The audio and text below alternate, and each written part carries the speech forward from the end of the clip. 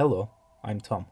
Survival horror is one of my favourite genres in games, and I've had a lot of fun playing games like Outlast. The tense, fast-paced action, the constant worry of running out of batteries, and the general feeling of hopelessness. However, they often fall flat in certain areas. When I think of great games, I think of great gameplay and great mechanics. When playing Outlast, however, we see the same repetitive actions from the start. Let's look at this in depth. Outlast 1 arrived in late 2013 and is a tale about a journalist named Miles Upshur who has a lead on some strange things happening at a mental health unit called Mount Massive Asylum. He struggles to find an entrance and has to break in using a window in a high place. Equipped with only a camera, it doesn't take long before Miles discovers how bad things really are. Outlast 2, however, takes place somewhere in Arizona, and so is completely different to the original. You play as cameraman and journalist Blake Langerman. He is also joined by his wife, Lynn. While covering news of a missing pregnant person, things quickly turn sour and they are soon separated. The cutscenes in the game are done using the in-game engine, and it helps keep the experience on track, as cutscenes often break your stride when you are playing a horror title. It's an immersive feature that I like in modern games. It gives you total control over the main character, and giving you the option of looking around when you are often held down. There are many moments in the game where you are completely static, and it gives you something quite graphic to look at. Horror titles thrive when they implement this. This should 100% be included in the series later down the line.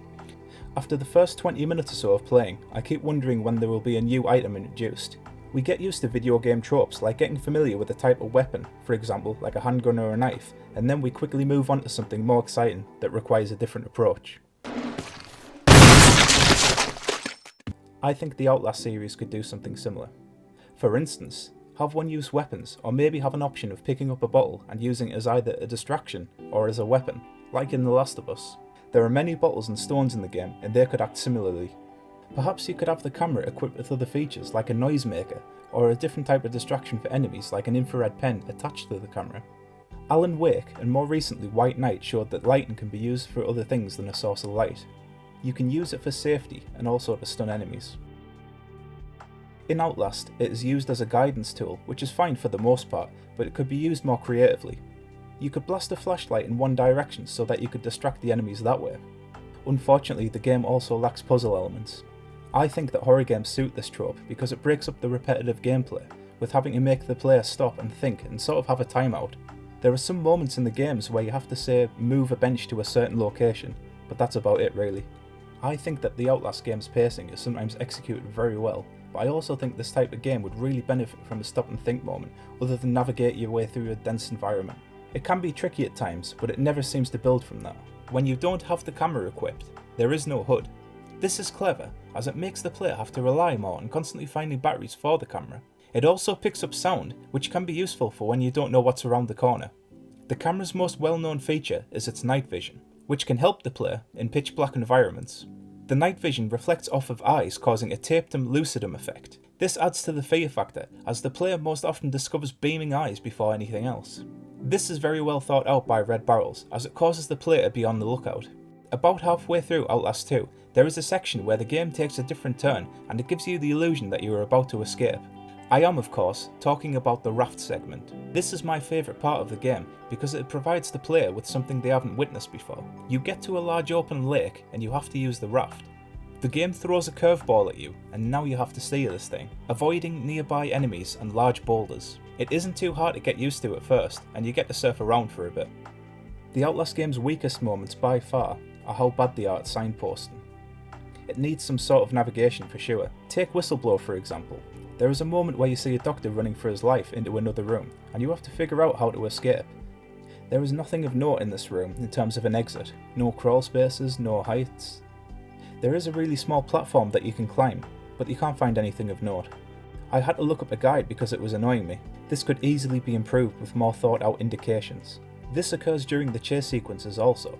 The amount of times I turned left instead of right have cost me.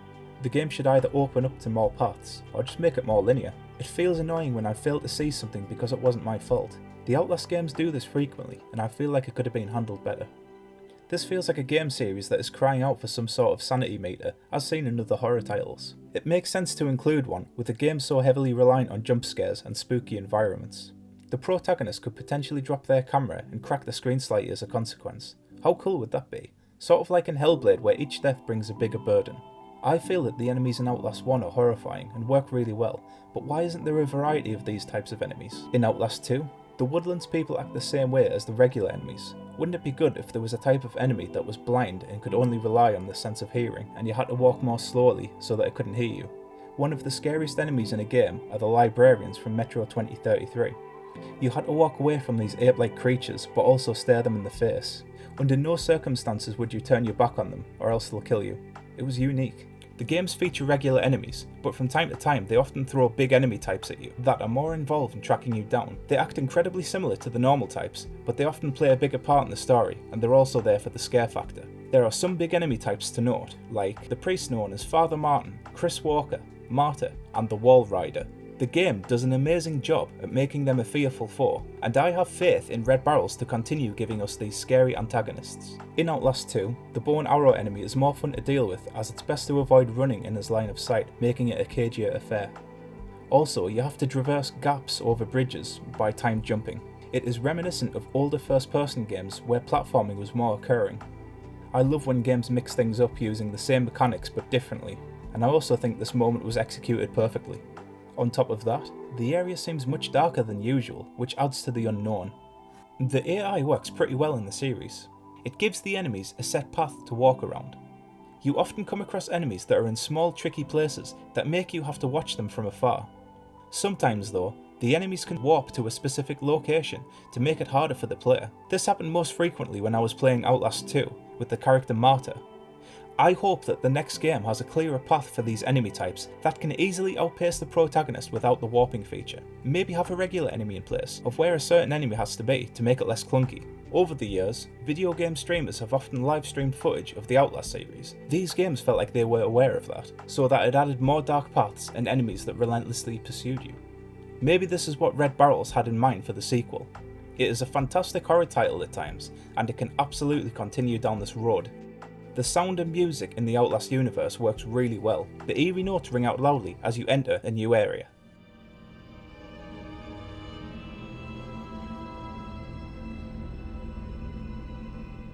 In Outlast 1, there are sharp violin sounds that ring out every time you die, which makes the game more frightening. The Outlast game's music is done by composer Samuel LaFlame. I don't think they could improve in the sound department, and I hope the composer makes a return in the future.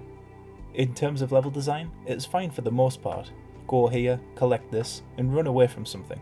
However, the school flashback moments in Outlast 2 happen far too often, and it kept making me think, what am I doing again? I love the variety of switching between the forest and the school, but after the first few times, it felt like it was overdone. Maybe a different kind of flashback might have helped to make things more interesting and engaging. A way of mixing things up might have been to include a sneaking segment where you have to head towards danger because there was something that you needed. Let's look at Whistleblower for example. There is a pair of handcuffs locking a door. Wouldn't it have been fun if the enemy chasing you down with the buzzsaw had the keys on him? You could lure him into a certain area and then sneak up on him. That would have been both scary and exciting. Instead, the keys are located in a different area on the ground. How disappointing. I think that Outlast 2 can be fun at times and can test you on how alert you are. However, I think I preferred the first one more because it was much shorter and the enemies were more fearful. On a blog website called CyberPowerPC, it said that Red Barrels posted something on Facebook that said, Red Barrels confirmed that they are working on something a lot of fans have been asking for. It isn't the sequel to Outlast or Outlast 2, but something that will give them a distinct experience in the Outlast universe. How interesting indeed. I wonder what that could mean. If the next entry in the franchise was a spin-off of some kind, it could be possible that we have another Whistleblower type game. It sounds exciting, but we shall wait and see for now. The Outlast series as a whole has so much potential, but it often trips over its own feet with repetitive gameplay elements, similar enemy types, and big open spaces that require you to die loads of times to finally discover the right path. I am looking forward to Red Barrel's next entry, but with a few tweaks here and there. It has to include new elements in order to stay fresh and more enjoyable. If you like this video, I would appreciate it if you let me know in the comments what game series you like but also needs tweaking. Thank you for watching and have a wonderful day.